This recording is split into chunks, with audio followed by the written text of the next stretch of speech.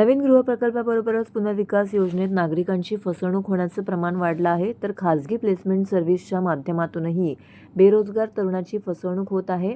जनसेवकाचा जनसंवाद या कार्यक्रमातून आम्ही शेकडो कुटुंबांना न्याय देण्याचा प्रयत्न करत असून मी येत्या पावसाळी अधिवेशनात फसवणूक करणाऱ्या विकासकांना आणि प्लेसमेंट केंद्रांना पायबंद घालण्यासाठी कठोर कायदा करण्याची मागणी करणार असल्याची माहिती आमदार संजय केळकर यांनी दिली आहे.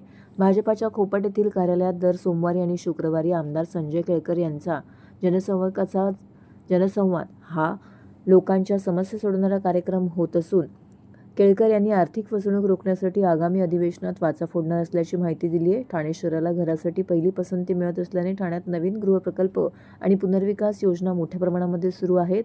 त्याचबरोबर बेरोजगार तरुणांची आर्थिक फसवणूक करणारी खाजगी प्लेसमेंट कार्यालय देखील शहरात मोठ्या प्रमाणामध्ये आहेत.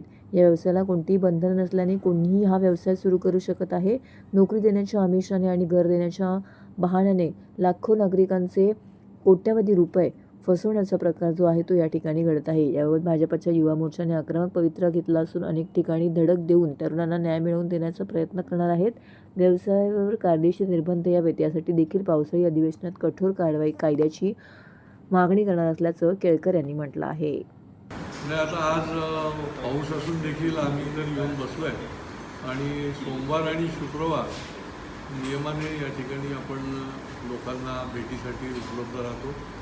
खूप लोकांचे प्रश्न आहेत आणि व्यक्तिगत प्रश्न देखील प्रचंड आहेत. फसवणुकीचे प्रकार जे आहेत ते फार मोठ्या प्रमाणामध्ये वाढलेले आहेत. मग वर्तगडगर असेल, घोडबंदर असेल किंवा ठाणे शहर असेल, या भागामधली आता कालच आम्ही पोलीस आयुक्तांना देखील या संबंधामधली माहिती दिली की हजारो लोक विकासकाने फसवल्यामुळे हवालदिल झालेले आहेत आणि त्यांना समोर अंधार दिसतोय अशी परिस्थिती आहे. 10-10, 15-15, 20-20 वर्ष त्यांना नवीन पुनर्विकास झालेला नाही आणि ते बेघर झालेले आहेत. तर याच्यावर या अधिवेशनामध्ये देखील अजून काही कठोर कायदा आणता येईल का, याच्याकरता मी प्रयत्न करणार आहे. ठाणे शहरामध्ये हे प्रकार खूप मोठ्या प्रमाणामध्ये वाढलेले आहेत.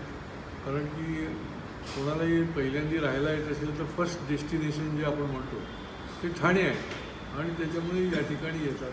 आणि दुसरे प्रकार जे आहेत ते माझ्याकडे जे मुलं येतात की त्यांना प्लेसमेंटच्या संबंधामध्ये त्यांच्या फार मोठ्या प्रमाणामध्ये फसवणूक होते. त्यांच्याकडे पैसे घेतले जातात, आश्वासनं दिली जातात आणि अशी शेकडो मुलांकडून घेतल्यामुळे त्यांच्याकडे करोडो रुपये जमतात, पण एकाही मुलाला त्या ठिकाणी प्लेसमेंट होत नाही आणि ही फार मोठी जिव्हारी लागणारी गोष्ट आणि संतापजनक आहे.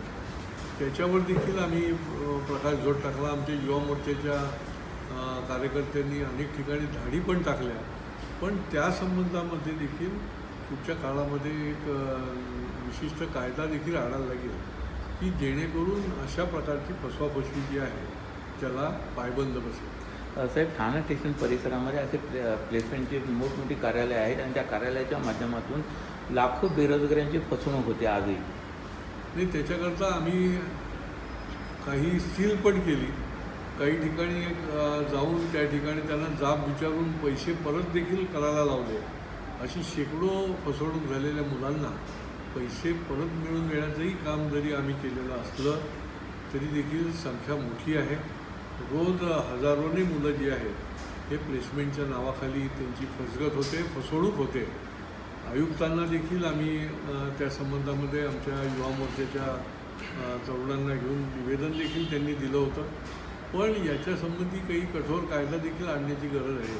कारण याच्याकरता कुठलंही रजिस्ट्रेशन लागत नाही, कुठलंही लायसन लागत नाही. कोणी येतं आपलं प्लेसमेंटचं दुकान उघडतं आणि स्टेशनच्या जवळजवळ 9 ते 10 इमारतीमध्ये हा आटभट्ट्याचा धंदा चालत असतो आणि तो समूळपणे उखडल्याशिवाय आम्ही स्वस्थ बसणार नाही. बेरोजगार तरुणांना काय आवाहन करतायत?